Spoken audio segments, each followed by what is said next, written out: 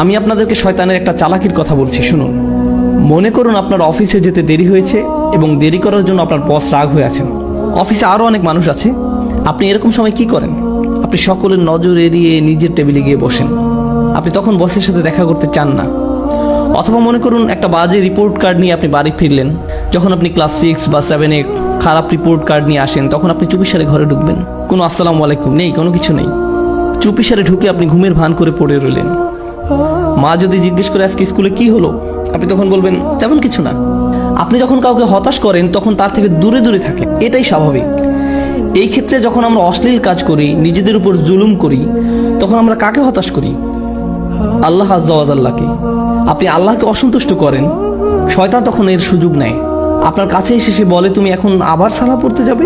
ভণ্ড, তুমি এসব অশ্লীল কাজ করে এসেছো, এখন আবার একটা ক্লাস করতে যাবে? এখন তুমি ইবাদত করতে যাবে? তুমি তো দুমুখ মানুষ। তখন সে বলে, হ্যাঁ আমি তো দুমুখ মানুষ, আমার সালাহ পড়া উচিত হবে না। শয়তান আপনার গুনাহের সুযোগ নিয়ে আল্লাহর কাছ থেকে আপনাকে আরো দূরে সরিয়ে রাখে। আপনি তখন আল্লাহর সামনে দাঁড়াতে বিব্রত বোধ করেন। কিন্তু একজন সত্যিকারের মুত্তাকি যখন ভুল কিছু করে, তৎক্ষণাৎ সে কি করে? সে আল্লাহকে স্মরণ করে। যাকারুল্লাহ ফাস্তাগফিরু লিযুনুবিহিম, তারপর তার আল্লাহর কাছে ক্ষমা চেয়ে নেয়। এখানে জুনুব শব্দটা দিয়ে পাপ বোঝানো হচ্ছে, যা এসেছে জানাব থেকে। জানাব দিয়ে মূলত বোঝানো হয় এমন একটা পাপ যার কারণে আপনি অসম্মানিত বোধ করেন, এমন কোনো কাজ যার কারণে আপনি লজ্জিত, বিব্রত। আর তারা আল্লাহর কাছে ক্ষমা প্রার্থনা করে তাদের কৃত লজ্জাজনক কাজ থেকে। ওয়া ইয়াগফিরুয যুনুবা ইল্লাল্লাহ, আল্লাহ ছাড়া আর কে গুনাহ ক্ষমা করতে পারেন? আপনি আর কার কাছে যাবেন? কোথায় যাবেন? আল্লাহ ছাড়া আর কে জানে আপনি আর আমি কি কি ভুল করেছি। আমাদের গুনাহের খাতায় বহু জিনিস আছে যা আল্লাহ প্রকাশ করেননি, শুধু আল্লাহই সেসব জানেন। সেসবের জন্য আল্লাহর কাছে আমাদের ক্ষমা চাইতে হবে। জান্নাতে যারা যাবে তাদের বর্ণনা যেসব বৈশিষ্ট্য এসেছে, তার মাঝে এটাই প্রধান বৈশিষ্ট্য।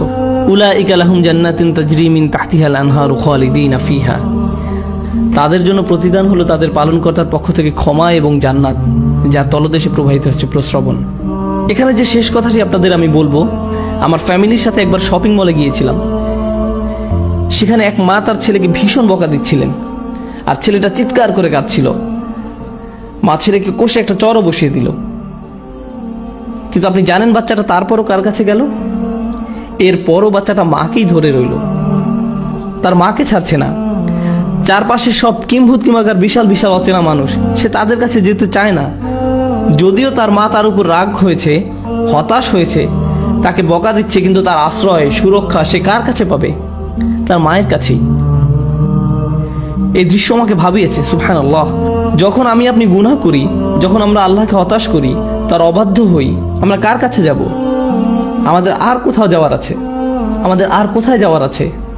তাই আমরা আল্লাহকে অসন্তুষ্ট করলেও, আর আল্লাহ আমাদের যেমন দেখতে চান তেমন আমরা হতে না পারলেও, সত্যিকারে মুত্তাকি কখনোই আল্লাহর উপর আশা হারায় না। আল্লাহর উপর আশা হারানোর অনুমতি তিনি আমাদের দেননি। লা তাকনাতু মির রাহমাতিল্লাহ, সত্যিকারে মুত্তাকি কখনোই আল্লাহর উপর আশা হারায় না। আল্লাহর উপর আশা হারানোর অনুমতি তিনি আমাদের দেননি। এই আচরণ আমাদেরকে রপ্ত করতে হবে।